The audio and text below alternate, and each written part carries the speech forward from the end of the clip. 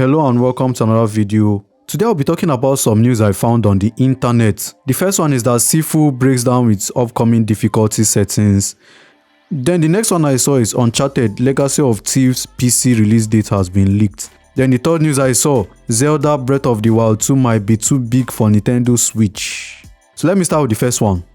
This article is from Eurogamer. They say Sifu breaks down its upcoming difficulty settings in new preview trailer. I'll put the link to the trailer in the description. I don't want to play it in this video to avoid copyright issues. So let me just read this part of the article and I'll talk about this and some other issues when it comes to game difficulty.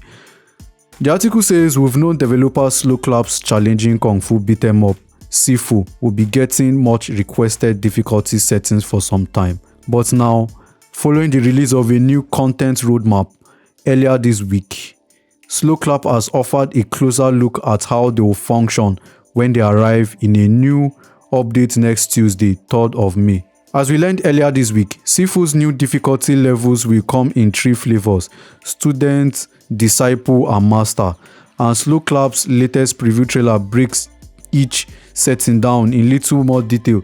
Disciple, for instance, will offer a classic Sifu experience and is the option for those who want to continue playing the game as it is now. Okay, Students, however, is designed for those wanting a slighter, easier ride to make the experience more forgiving but still challenging by increasing player health, making aging more forgiving, and introducing weaker enemies with less aggressive AI that use simplified combos.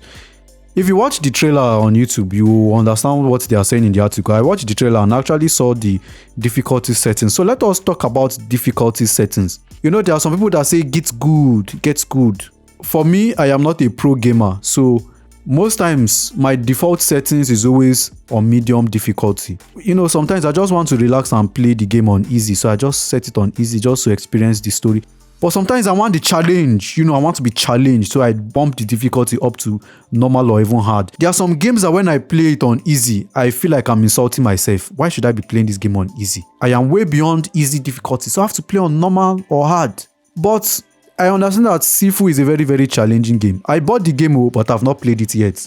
But I've watched a lot of gameplays, I've watched reviews. So a lot of people said the game is challenging. So I understand that some people want an easier experience.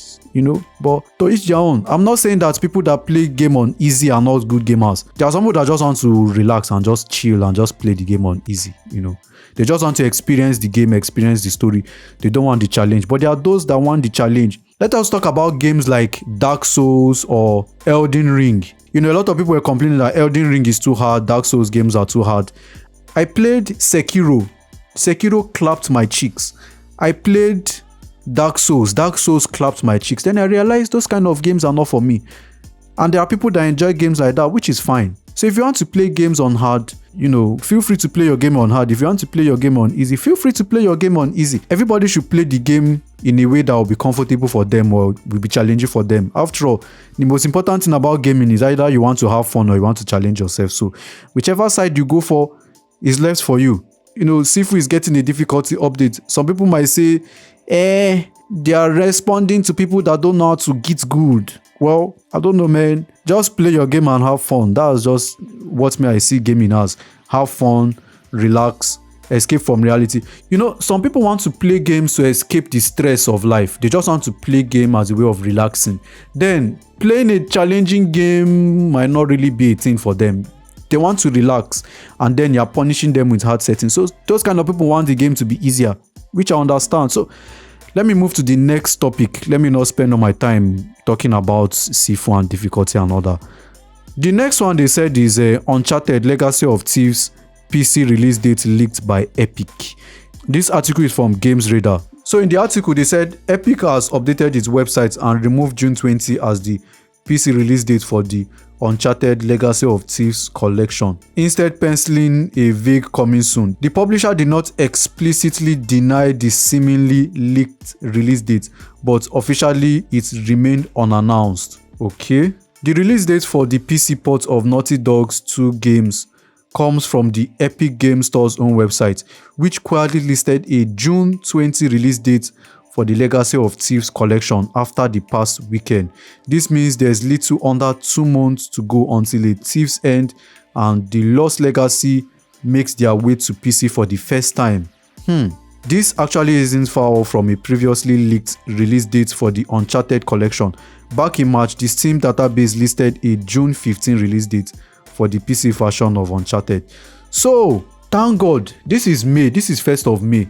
June is just next month. I can't wait to play this game. I played Uncharted A Thief's End on PS4, and boy oh boy, I love that game. I love the game. I enjoyed the game. It's a game I can play over and over and over again. So hearing that the game is coming to PC, I've added it to my wish list on both Steam and Epic Game Store. So whichever one releases it first, that's where I'm buying it. I even noticed that I prefer Steam Store to Epic Games. Steam is just more reliable. I don't know. Now I understand why people don't like Epic Games. Epic Game Store is a serious mess. Anyway, I can't wait for this game to release.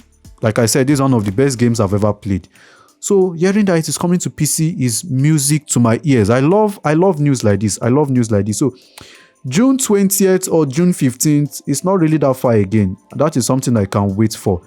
So let's move on to the next news. They say Zelda Breath of the Wild 2 might be too big for the Nintendo Switch, experts say. This article is from IGN. So in the article they said, will The Legend of Zelda Breath of the Wild 2 launch on an as yet revealed Nintendo console? Some tech experts are theorizing that could be the case based on The Legend of Zelda Breath of the Wild 2's most recent round of footage. Over on Digital Foundry, first reported by GamesRadar, Richard Leadbetter. I like that name, Leadbetter. That's a very nice name. John Lineman, is that how they call it? And Alex Battaglia, is that how they say it? See the way I'm just assassinating people's name.